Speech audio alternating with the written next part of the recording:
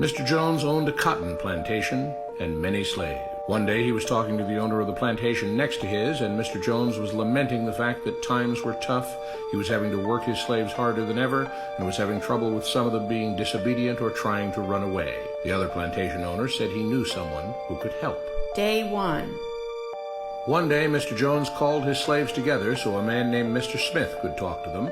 Before beginning, Mr. Smith whispered to Mr. Jones, "Whatever I say, do not contradict me or interfere, and I promise you your slave troubles will end." "My name is Mr. Smith," he said to the slaves, "and this may be the happiest day of your life. From today forward, you will no longer be slaves, but free men." Mr. Jones was so shocked he started to step forward, but Mr. Smith gestured for him to remain silent. He did, only because the other plantation owner had spoken so highly of Mr. Smith's skills. "You are no longer the property of Mr. Jones," Mr. Smith continued. "You are free. No more would you be forced to labor for the benefit of Mr. Jones. Now you can work for yourselves." Now the slaves were all murmuring and looking at each other. Many were smiling, many were looking puzzled.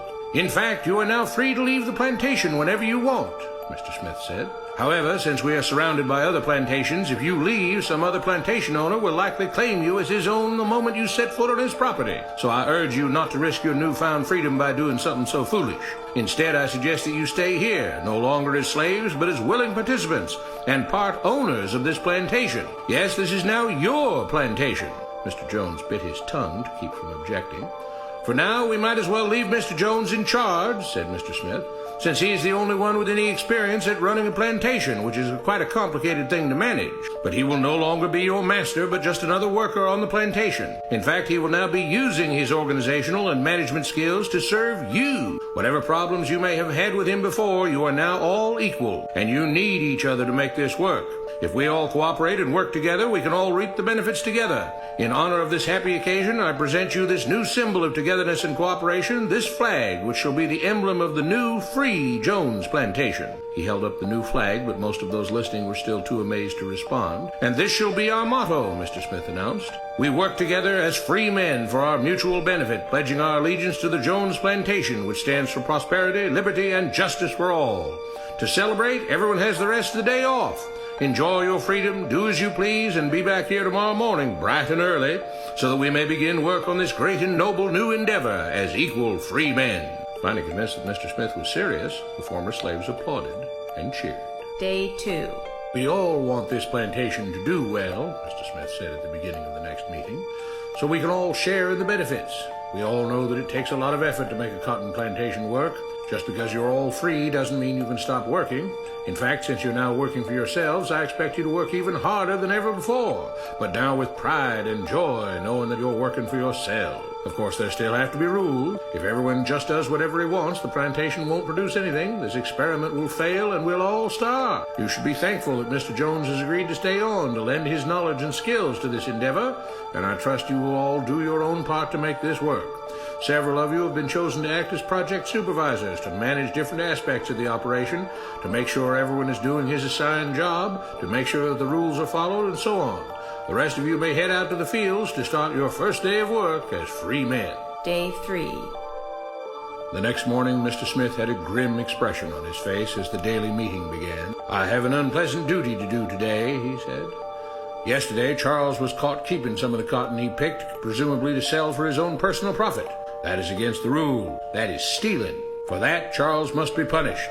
Two men tied Charles to the whipping post. "I take no joy in this," Mr. Smith continued, "but you must understand, if we do not maintain order, if we do not have rules that we all abide by, then the plantation will fail, and we will all suffer." The whip cracked against Charles' back. "But if we all pitch in for the common good, then we can all prosper. Being free doesn't mean you should be selfish and greedy. We must each do our assigned duties and obey the rules, and then we can all benefit, and each of you will receive your appropriate share of the profits." A young man named Samuel stepped forward. "But if you and Mr. Jones decide the rules and whip us if we disobey, how is that any different from what we had before?" "How can you say that?" Mr. Smith asked. "I'm shocked. You were a slave before, and now you're free. Things still need to be managed and organized by those best qualified to do so. Do you know how to run a plantation, Samuel?" "Well, no," he answered. "But if we're free, why do we get no say in what the rules are and how things work?" "I'm surprised at your ingratitude," Mr. Smith answered. "None of you know how a plantation is run, so you're in no position to be making decisions about how things are done here.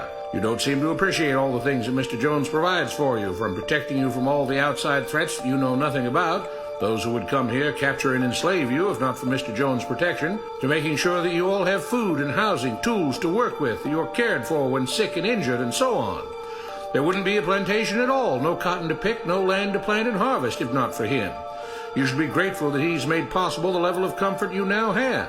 Your lives would be far worse if not for him. Nevertheless, as free and equal participants in this endeavor, from now on at each meeting, any worker may have 2 minutes to ask questions or voice suggestions or complaints.